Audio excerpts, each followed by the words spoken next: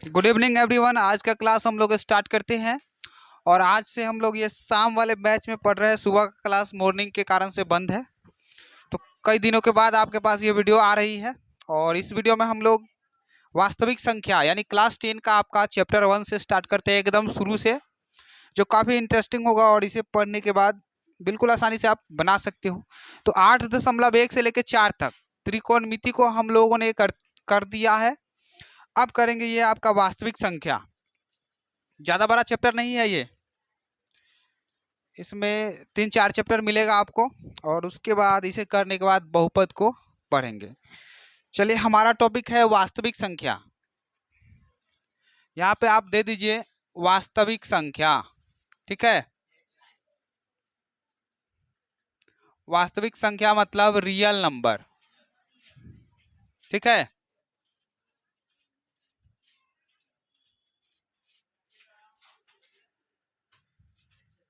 Real number,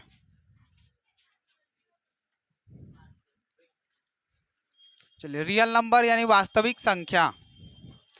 तो ध्यान दीजिए, क्लास 10 में है तो इसलिए थोड़ा सा ज़्यादा आपको बताया नहीं जाएगा, थोड़ा थोड़ा बताया जाएगा। जैसे वास्तविक संख्या, अब समझिए, जब वास्तविक संख्या दुनिया में है, मैथ के ज़माने में हम लोग समझिए जब मैथ पढ़ते हैं तो वास्तविक संख्या पढ़ते हैं, तो मान लीजिए वास्तविक संख्या है तो अवास्तविक संख्या भी तो होनी चाहिए। तो काल्पनिक संख्या बोलते हैं अवास्तविक संख्या को, जो वास्तविक मतलब सच्ची में संख्या होनी चाहिए। तो किसी भी चीज़ को हम लोग जब काउंटिंग करते हैं तो एक से ही काउंट करते हैं, 1 2 3 4 इसको गिनेंगे, 1 2 3 4 इसी तरह से गिनेंगे। या नहीं कि जीरो से काउंट कर देंगे के बार, या -1 -2 -3। यहाँ पे कम से कम 50-60 आदमी बैठे हुए हो, इसको माइनस नहीं ना गिनेंगे, एक से ही स्टार्ट करेंगे।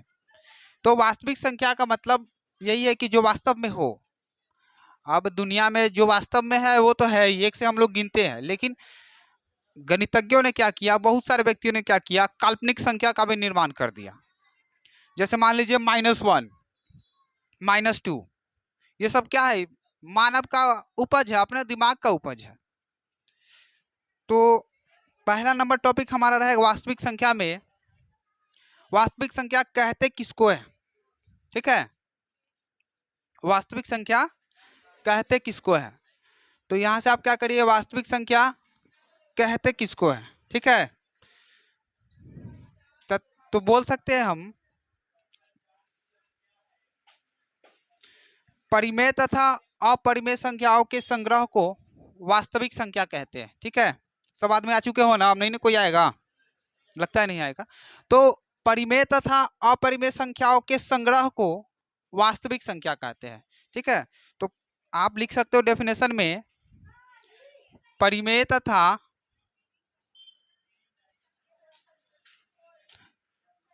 अपरिमेय संख्याओं के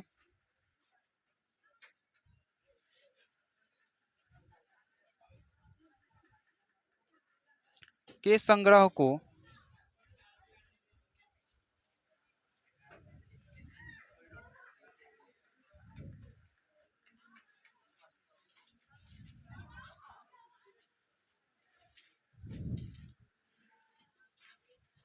ठीक है कहते हैं। अब जैसे एग्जाम्पल में आपके सामने लिखना है, देखिए, परिमेय तथा अपरिमेय संख्याओं के संग्रह को वास्तविक संख्या कहते हैं। ध्यान से समझिए, पीछे वाले है, पीछे वाले यहाँ पे फोकस करिए।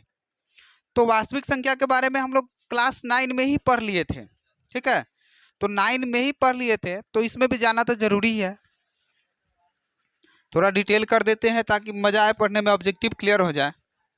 तो परिमेय तथा अपरिमेय संख्या के संग्रह को वास्तविक संख्या कहते हैं। आप समझिए कि परिमेय संख्या और अपरिमेय संख्या क्या है, ठीक है। तो इससे पहले समझ लेते हैं परिमेय और अपरिमेय क्या है। तो यहाँ पे आप दे सकते हो दूसरा टॉपिक, ये तो चल ही नहीं रहा है, साइड करो, ठीक है। यहाँ पे आप लिखिए परिमेय, परिमेय लिख के डैश दीजिए, परिमेय संख्या या संख्या कर लीजिए आप, ठीक है। परिमेय संख्या हमें समझना होगा, तो ये लिख के आपको डैश करना है। अगला आप क्या करिए, अपरिमेय।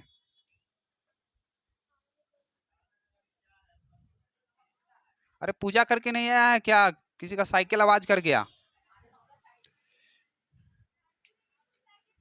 चलिए देखते हैं। तो परिमेय संख्या लिख के डैश दीजिए। पहले तो हमें परिमेय और अपरिमेय समझना होगा, उसके बाद में वास्तविक समझ में आएगा, ताकि परिमेय और अपरिमेय संख्या के संग्रह को वास्तविक संख्या कहते हैं।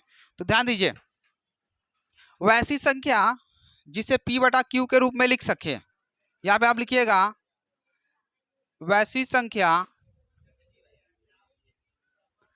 जिसे p बटा q के रूप में लिखा जा सके। ठीक है, तो p बटा q के रूप में लिखा जा सके, जहां q बराबर नॉट जीरो, यहीं पे लगाना था तो कोई दिक्कत नहीं है। q बराबर नॉट जीरो तथा p एवं q, pq क्या है? कोई पूर्णांक है। ठीक है,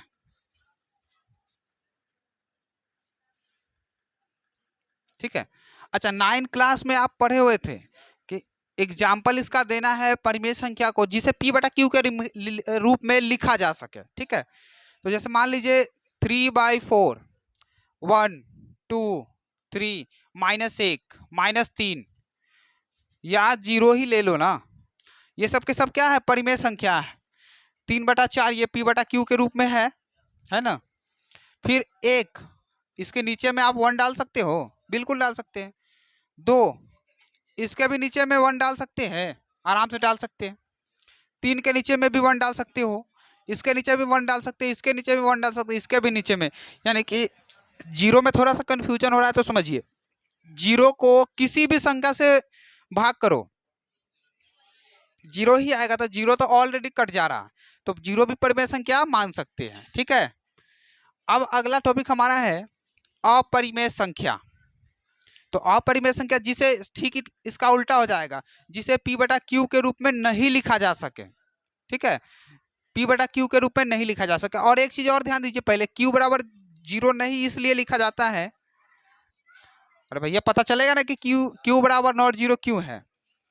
तो मतलब अगर जैसे मान लीजिए 1/2, ऊपर वाले को p बोलते हैं और ये नीचे वाला आपका क्या है? p बाई q के रूप में ये है ना। अगर मान लीजिए क्या बोलता है, q बराबर नॉट जीरो, मतलब अगर मान लीजिए 0 अगर मान लेते हैं नीचे वाला, तो कभी भी 0 1 को काट सकता है? नहीं काट सकता है, इसलिए q बराबर 0 नहीं होता है। समझ गए? इसका मतलब यही हुआ। ठीक है, चलिए अब आगे बढ़िए। अपरिमेय संख्या, तो वैसी संख्या जिसे p बटा q के रूप में, ठीक इसी का उल्टा कर दीजिएगा, p बटा q के रूप में नहीं लिखा जा सके, जहाँ p इक्वल q बराबर नॉट जीरो रहता था, p की कोई पूर्णांक तो होगा ही होगा। और एग्जाम्पल में इसका क्या हो जाएगा, आपका ध्यान दीजिए यहाँ पे। एग्जाम्पल में इसका हो जाएगा, जैसे मान लीजिए √2, √3, √5, √7, √11 भी लिख सकते हो। जो रूट के अंदर से बाहर नहीं निकल सके वह हो जाएगा हमारा अपरिमेय संख्या। ठीक है, जैसे मान लीजिए √4 परिमेय होगा? अरे परिमेय तो होगा ही होगा, अपरिमेय इसको बोलेंगे क्या? नहीं, रूट से बाहर निकल जाएगा, क्योंकि 4 किसका वर्ग है? 2 का, तो बाहर निकल गया, तो ये परिमेय संख्या है, अपरिमेय नहीं है। ठीक है, तो ये भी ध्यान में रखना होगा हमें। ठीक है, अब दोनों संख्या समझ गए ना, परिमेय और अपरिमेय समझ गए। तो अब वास्तविक संख्या का परिभाषा देखिए, परिमेय तथा अपरिमेय संख्या के संग्रह को वास्तविक संख्या कहते हैं। ठीक है, तो एग्जाम्पल में आप लिख लीजिए, जैसे 1 2 3 4 -3 -2 0, ये सब होगा ना। √3, √5, √2 भी लिख लीजिए, कोई भी लिख लो ना, √7, √11, इतना सारा एग्जाम्पल आपके सामने है। ठीक है, इसलिए लिखा दिए। देखो परिमेय अपरिमेय इसमें दोनों ना होता है, तो दोनों एग्जाम्पल देना पड़ेगा। यहाँ से देखो, यहाँ से लेके 0 तक क्या है? परिमेय है, और ये क्या है? अपरिमेय है। तो अपरिमेय है, कोई दिक्कत है? तो ये है आपका वास्तविक संख्या। दोनों को एक साथ मिला देंगे, हो जाएगा वास्तविक संख्या। देखिए एक चीज और समझिए, परिमेय संख्या तो है लेकिन यह वास्तविक संख्या भी ना है, और यह अपरिमेय संख्या है लेकिन वास्तविक संख्या भी है। पहले ये परिमेय, पहले क्या हो गया, अपरिमेय, बाहर रही है, पहले हो गया अपरिमेय, उसके बाद में वास्तविक है, क्योंकि परिमेय है तो यू वास्तविक हो जाएगा, अपरिमेय है तब भी होगा वास्तविक। तो दोनों के दोनों क्या वास्तविक संख्या होती है, लेकिन आपको पहचानना होगा ना कि हाँ ऑब्जेक्टिव में दे देगा कि बताइए निम्नलिखित में कौन परिमेय संख्या, निम्नलिखित में कौन अपरिमेय संख्या। ठीक है, पहचान लोगे आप। चलिए अब अगला टॉपिक हमारा है यूक्लिड विभाजन एल्गोरिदम या यूक्लिड विभाजन प्रमेयिका, उससे समझते हैं।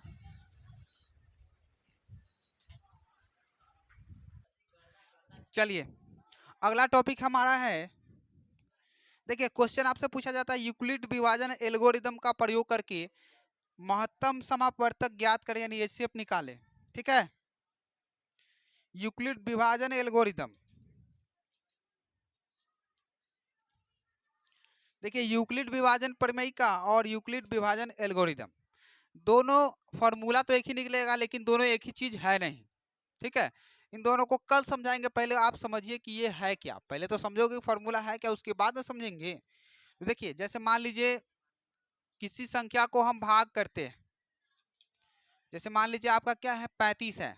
ठीक है, 35 को भाग करते हैं 8 से, 8 से भाग किए ना, 8 चौका 32, कट गया, कितना बचेगा 3। ठीक है, इसको हम लोग बोलते हैं शेष, ये तो ठीक है। अब ये तो बचपन से पढ़ते आए हैं ना, ये तो बचपन से पढ़ते आए हैं। अब इस वाले को बोलते हैं भाज्य। ठीक है, ये हो गया भाज्य, ये हो जाता है भाजक। ठीक है, भाजक। अब ई बेचारे को बोलते हैं भागफल, भागफल, हाँ भागफल। और ये आपका शेषफल को शेष का फल रख लीजिए या शेषे रख दीजिए। चलिए ध्यान दीजिए, अब क्या कहता है इंग्लिश में, भाजक मतलब बी, भाज्य का मतलब ए, ऊपर दिखता है क्या ये ए, चलिए भागफल को क्यू, शेष का मतलब आर। तो यूक्लिड विभाजन एल्गोरिथम, अरे अब क्या गड्ढा करके रखते हो, हाँ तो लिखिए, तो यहाँ पे हमारा टॉपिक क्या है, यूक्लिड विभाजन, ये सब आपको नोट करना है। हाँ, यूक्लिड विभाजन एल्गोरिदम,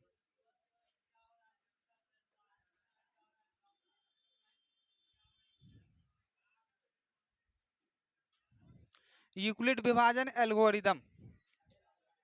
तो यूक्लिड विभाजन एल्गोरिदम, इसी के देखिए बोलेगा कि यूक्लिड विभाजन एल्गोरिदम का प्रयोग करके एचसीएफ निकालें। बोर्ड के आपके एग्जाम में पूछा जाता है, बिहार बोर्ड में 2 नंबर में।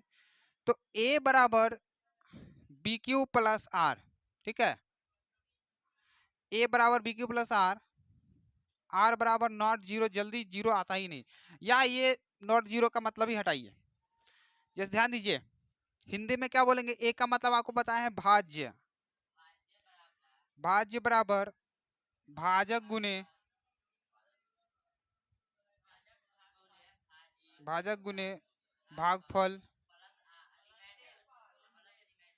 भागफल प्लस शेष। ठीक है, तो भाज्य बराबर भाजक गुने भागफल प्लस शेष। तो भाज्य का मतलब ए हो गया, भाजक का मतलब बी हो गया, क्यू का मतलब भागफल, आर का मतलब शेष। इस फार्मूला का यूज करके आपको क्या कहेगा, एचसीएफ निकालिए। तो पहले तो आप इसे समझने गए, समझने का इसे। चलिए तो अब आपसे कहता है यूक्लिड विभाजन एल्गोरिदम का प्रयोग करके, यहाँ साइड में आपको एक क्वेश्चन मिलता है,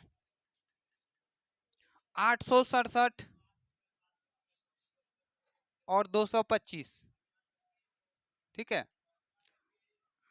इसका एचसीएफ निकालना है। सॉल्यूशन में आप लिख के छोड़ते हैं, यहाँ पे आप खुद से निकालिए, जल्दी फटाफट से निकालो, 2 मिनट का समय है, जल्दी से निकालिए। वैसे तो ये सब पढ़ चुके हैं लेकिन आपका क्लास जरूरी है, ये सब डिटेल हो जाएगा तो और फायदा है।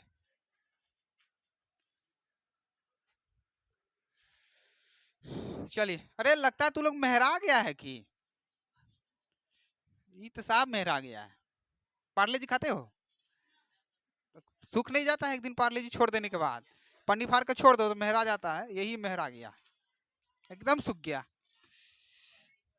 चलिए 867 और 225। तो क्वेश्चन आपसे पूछा जाएगा क्या, यूक्लिड विभाजन एल्गोरिदम का प्रयोग करके 867 और 225 का एचसीएफ निकाले, यानी कि मौसा निकाले, मौसा। ठीक है, तो आपको मौसा निकालना सिखा दिए थे। ठीक है, मौसा यानी कि एचसीएफ, एचसीएफ। ठीक है, एचसीएफ का मतलब होता है हाईएस्ट कॉमन फैक्टर। मौसा का मतलब, मौसा मतलब महत्तम समापवर्तक। तो सबसे पहले आप चेक करिए, ए का वैल्यू कितना है 867। ठीक है, बी बराबर कितना है 225। पहले वाले को क्या मानो, सुनिए सुनिए, एक मिनट ज्यादा उतावले नहीं हुई है। पहले वाले को मानिए आप ए, दूसरे वाले को बी। ठीक है, बनाइए आराम से, नंबर नहीं कटने वाला है, कोई दिक्कत नहीं है। ऐसे तो पहले सिखा चुके थे, डायरेक्ट बनाने का लोग सीखना ना था, लेकिन अब जब सीख गए हैं, क्या हो, सीख गए तो प्रोसेस चाहिए ना भाई। अब क्या कि बिहार बोर्ड ऑब्जेक्टिव नहीं ना है, तो एक अब यहाँ पे चेक करिए कौन बड़ा है इसमें,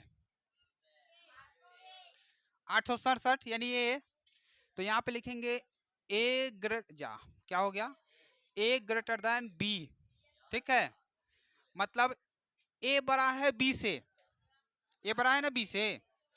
अच्छा, एक चीज कहावत है, जिसका मुंह खुला रहता ना वो हमेशा बड़ा आदमी रहता।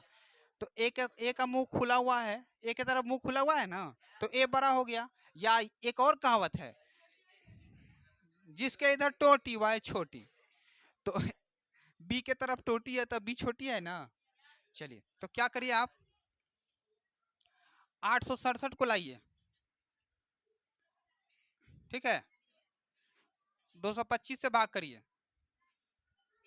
कितना मरतबे लगाए हो, 3 मरतबे। देखिए, अगर आपको नहीं पता है कि ये कटने क्या कितना अंक से कटेगा, तो डायरेक्ट आप भाग दे दीजिए, समझे। रफ में कहीं से भाग करिए, उसके बाद मेन में लिखिए, कोई गलती होने का चांस नहीं है। डायरेक्ट ढूंढा करोगे तो गलती होगा ही होगा, भाग करके चेक कर लीजिए, उसके बाद अपने आप बनाते बनाते कंफर्म हो जाओगे कितना से लगेगा। 3 से, 3 5 15, 3 दूना 6 1 7, 3 दूना 6, 675। कितना बचा है, कितना, 192 शेष बच गया ना। तो क्या करिए, 255 को 25 को उतारिए, आप कितना मरतबे, एक मरतबे। तो 192 घटाइए, कितना, 33। गलती नहीं होना चाहिए। फिर क्या करिए, 192 कितना मरतबे, अरे आप कितना, 5 से, 5 से 15, 5 से 15 116, 165। अब कितना बचेगा, 27, 33। आप बोलिए, 27 से कम, 27, 6। अब नीचे दिखेगा कि नहीं, देखो तो, ये दिख रहा है। चलिए, तो एक काम करिए ना, नहीं दिख रहा है तो ये कोई दिक्कत नहीं। चलिए, 27 बच गया ना, तो 27 क्या होगा, 33। अब बचेगा 6, फिर 27 को लाइए, 6 चौका 24, 3 आ गया। फिर 6 को लाइए, 3 दूना 6। देखिए, लगातार बनाना इसी तरह से, लंबा पेज करके बनाइए। तो आप ध्यान दीजिए, कट गया ना 3 से, तो आप क्या करते थे, यहाँ पे डायरेक्ट मौसा कितना, मौसा यानी एचसीएफ आपका 3। तो यहाँ आपके पास मेरा आपका मौसा 3। ठीक है, तो मौसा आपके पास 3 आ गया, यानी कि महत्तम समय। लेकिन जब फुल प्रोसेस के साथ बना रहे हैं ना एल्गोरिदम का प्रयोग करके, तो थोड़ा सा और क्या करिए, कुछ काम करना होगा इसमें। देखिए, जैसे मान लीजिए मिटाने वाला है कुछ, क्या लाइए, मिटाने वाला है तो, ठीक है। चलिए, अरे कहते एक तकिया बना के लेके आओ मिटाने के लिए, तो आप सबसे तब बनता नहीं है, इससे अच्छा तो हाथ से ही मिट जाता है। चलिए, तो मिटा दिए हैं, यहाँ पे आपका क्या मौसा नहीं आया अभी तक, ये सब। अब क्या करिए, देखिए ध्यान दीजिए, यूक्लिड विभाजन एल्गोरिथम का क्या प्रयोग करना है। ए बराबर बी क्यू प्लस आर होता है ना, ए बराबर बी क्यू प्लस आर, और आर इक्वल नॉट जीरो। जब तक जीरो नहीं आएगा ना तब तक ये चलेगा। अब देखिए 867 867 बराबर 225 गुने 3 प्लस 192, शेष 192। आर का मान जीरो आया नहीं ना आया। चलिए फिर आगे बढ़िए, 225 बराबर 192 गुने 1 प्लस 33, शेष यहाँ पे है। अभी जीरो आया, जीरो नहीं ना आया, आर इक्वल नॉट जीरो। फिर देखिए 192 इक्वल 33 गुने 5 प्लस 27, जीरो आया नहीं आया। फिर देखिए अब इसमें आइए 33 इक्वल 27 गुने 1 प्लस 6, जीरो आया नहीं आया। ठीक है, अब यहाँ लाते हैं 27 इक्वल 6 इंटू 4 प्लस 3, जीरो आया नहीं आया। अब देखिए 6 इक्वल 3 गुने 2 प्लस जीरो आना गया, तो अब r इक्वल जीरो आ गया तो लिखेंगे अतः कितना 867 और 225 का एचसीएफ कितना आया। देखिए 3 से कटा है ना, यहाँ 3 से कटना गया, तो एचसीएफ कितना आया 3। ये आप लिख सकते हो, आपका मौसा आ गया आंसर। ठीक है, तो इस तरह से बनाइए। देखिए बनाने में तो उस समय काफी छोटा था, लेकिन अब भाई थोड़ा सा टाइम नहीं लगेगा। चलिए नोट करिए, एक और क्वेश्चन करते हैं, जल्दी से नोट करिए। हो गया आप,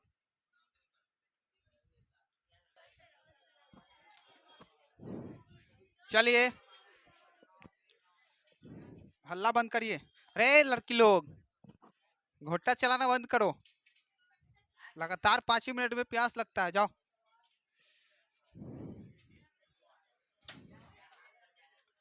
साफ बैल है, बिना सिंग वाला बैल है, सिंग लगवा देंगे।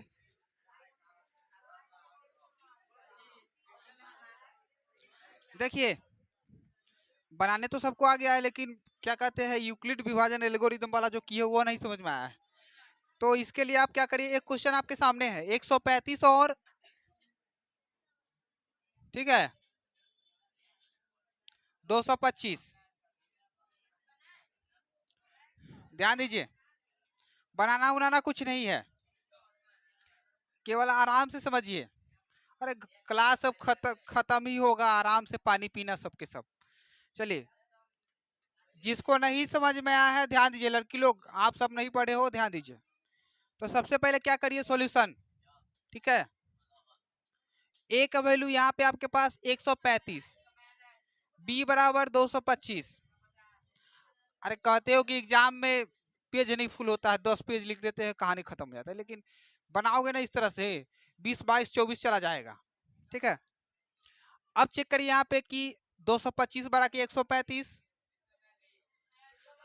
225, यहाँ पे तो बी बड़ा है तो लिखेंगे ए लेस देन बी, यानी कि बी क्या है, ए से बड़ा है, इसका मतलब यही ना हुआ।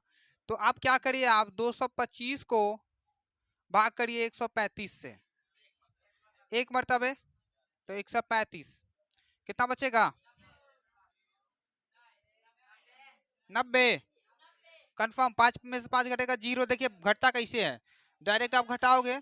सुनिए, अगर क्वेश्चन नया आ जाए सामने, हड़बड़ी रहे, तो मान लीजिए पहले से बनाया तो अपना डायरेक्ट घटा के पता है कि हाँ इतना बचवे करेगा, लेकिन क्वेश्चन नया आ जाए सामने तो क्या करना, 5 से 5 घटेगा जीरो।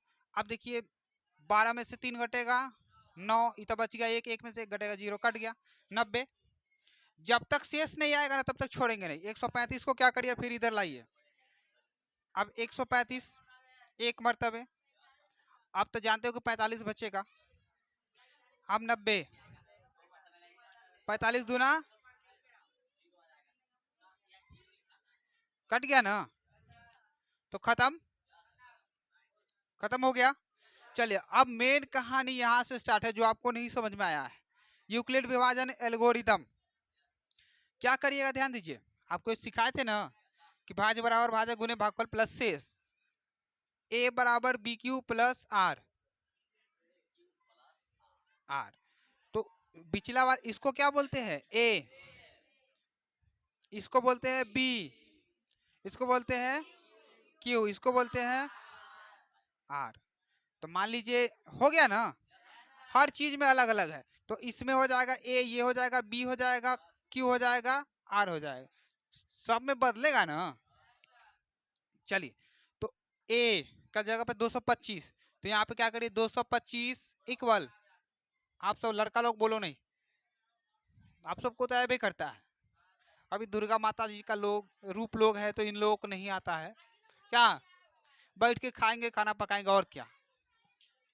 चलिए तो बी का वैल्यू क्या है आपके पास 135, ठीक है, फिर गुने क्यू का वैल्यू आपके पास 1 है, प्लस आर का वैल्यू है आपके पास 90, आर का मान अभी भी 0 नहीं ना है, तो आर इक्वल नॉट 0, जब तक 0 नहीं आएगा तब तक लेके चलते ही रहना। देखिए ये फॉर्मूला आपको क्या है, ये तो इसी पे ना बताना है, इसके बाद अब नहीं बताने वाले हैं, इसके बाद अगर नहीं बताने वाले हैं तो आप खुद से बनाइए। चलिए फिर देखिए 135, ए का वैल्यू ये है ना, अब तो 135 बराबर 90 गुने 1 प्लस 45। अरे आपको खुद से डिसाइड करना होगा कि भाई कौन किसके जगह पे जाएगा, जब ठीक है एगो में पहचानने आ गया तो बाकी बात तो अपने आप आ जाएगा पहचानने। फिर देखिए फिर 90 इक्वल 45 गुने 2 प्लस 0 तो आ चुका है। चलिए अब यहाँ पे हमारा आर का वैल्यू 0 हो गया ना, तो लिखेंगे अतः कितना है 135 और 225 का HCF कितना हो गया 45 से ना कट गया भाई 45, तो HCF यहाँ पे 45 है, ठीक है, यहाँ आपके सामने आंसर निकल चुकी है, ठीक है, तो ये हम बोल सकते हैं आंसर, आराम से आप बना सकते हो, कोई दिक्कत नहीं होनी चाहिए। चलिए 2 वाले हम लोग सीख चुके हैं, आप 3 वाला करते हैं, ठीक है, 3 टर्म वाला जल्दी करिए।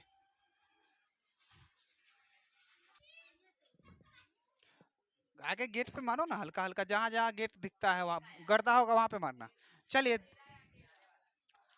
अब आपके सामने 3 पद वाला क्वेश्चन है, 1 2 3, ठीक है, तो 3 टर्म वाला है तो ये भी सेम कंडीशन है। तो पहले आप क्या करिए सॉल्यूशन में ध्यान से समझिए, 156 और 221, तो ए बराबर 156, बी बराबर हो जाएगा 221, ठीक है, पहले तो इन दोनों में कंपेयर करिए, समझे, इन दोनों में ही देखना है, पहले का दोनों वाला में दोनों कट जाएगा उसके बाद उसमें हाथ लगाएंगे। अरे उधर उधर उधर, अरे उस साइड उस साइड, यहाँ तो हो ही गया है, उनने जाओ ना। चलिए तो ए का मान 56, बी 221, बड़ा कौन है बी बड़ा है ना, तो जब बी बड़ा है तो क्या करिए आप 156 से 221 को क्या करेंगे, कितना मरतबा एक मरतबा ही लगेगा, घटाइए तो कितना बचता है 65, गलती नहीं ना है। चलिए फिर 156 कितना, सेम आप भी करिए, कितना बचेगा 26, 65 बचाइए, अब 26 दूना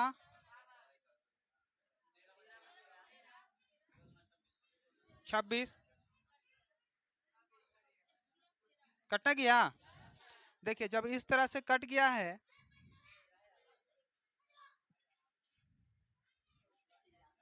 ठीक है, बढ़े। देखिए ये तीन पार्ट में बनने वाला है। अब क्या करिए, यहाँ पे आप सेम कंडीशन है, 221 बराबर 156 गुने 1 plus 65 R equal not zero. जब तक जीरो नहीं आया तब तक छोड़ेंगे नहीं ना। फिर 156 65 गुने 2 plus 26 R equal not zero. अरे भाई आप रुकिए ना पहले। फिर 65 26 गुने 2 plus 13 R equal not zero. Zero अभी नहीं ना आया, चले अब इसमें आ जाएगा जीरो। 26 इक्वल 13 गुने 2 प्लस जीरो, यानी आर का मान जीरो आ गया, आना गया। तो यहाँ पे लिखेंगे, क्या लिखेंगे भाई, यहाँ पे लिखेंगे तो, है ना। तो यहाँ पे बोल सकते हैं, क्या बोल सकते हैं,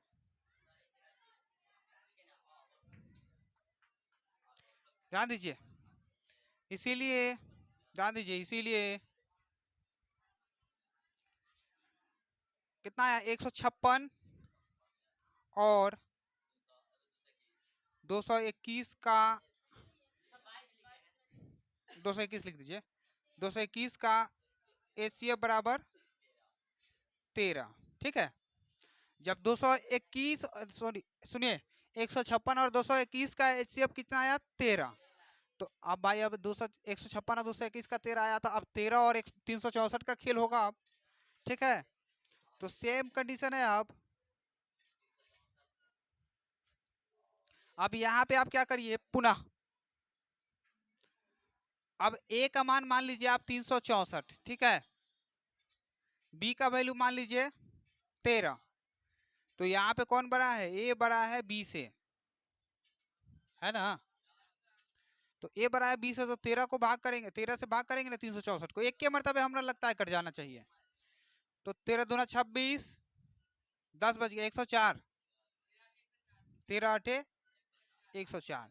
देखिए इस कंडीशन में है ना डायरेक्ट ही कट जाता है, तीन को वाला में अधिकतर केस में इस तरह से कट ही जाएगा।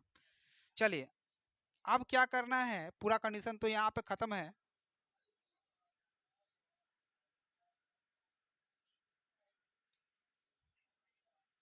चलिए अब यूक्लिड विभाजन प्रमेय से क्या होगा, 364 बराबर 13 गुने 28 प्लस जीरो, यानी कि आर इक्वल जीरो हो गया ना, आर इक्वल जीरो हो गया। तो इसलिए 13 तथा 364 का एचसीएफ 13 आया ना, 364 का एचसीएफ कहा गया यार, तो आ गया इस प्रकार। यहाँ पे लिख लीजिए, ध्यान दीजिए, यहाँ पे क्या किए थे, इन दोनों का एचसीएफ कितना आया था, 13। अब फिर इन दोनों का एचसीएफ 13 आ गया, लेकिन अब तीनों का एचसीएफ भी तो 13 होगा क्या।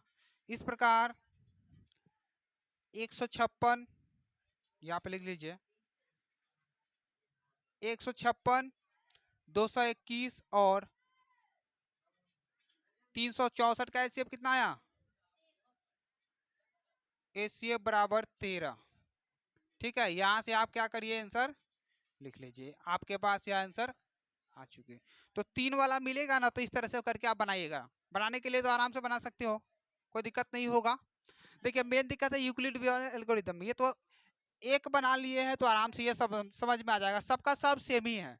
तो होमवर्क में आपका रह जाएगा आज चैप्टर 1 का, हाँ 1.1 का पूरा नहीं, नहीं एग्जाम्पल में तो होगा ही होगा, एग्जाम्पल में आपको बताते हैं।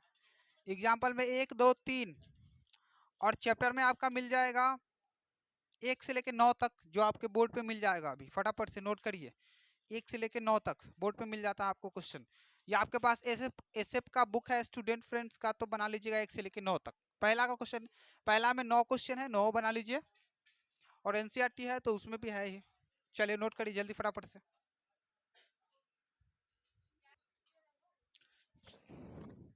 चलिए ये होमवर्क आपके सामने है, होमवर्क बना के आइएगा कल। ये 13 क्वेश्चन आपके सामने है, फुल प्रोसेस के साथ जिस तरह से आपको समझाया गया उस तरह से बनाइएगा, ठीक है। चलिए कल स्टार्ट करेंगे इसके आगे वाला पार्ट, ठीक है। चलिए।